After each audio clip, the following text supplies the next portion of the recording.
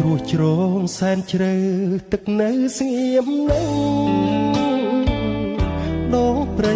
ស្ងាត់ឈឹងដាក់នាមហៅបឹងកុនសែងសា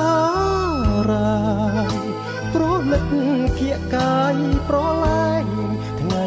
ចរចាំងសោសែងអស់អោកនលែ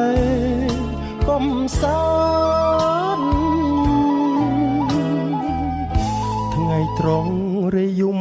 សណ្ដំដួងចិត្តឃើញការប្រលឹងស្រពោនក្រៀមស្វិតអោប្រានអងទួញសាស័ព្ទទំនួញខងខានរំលឹក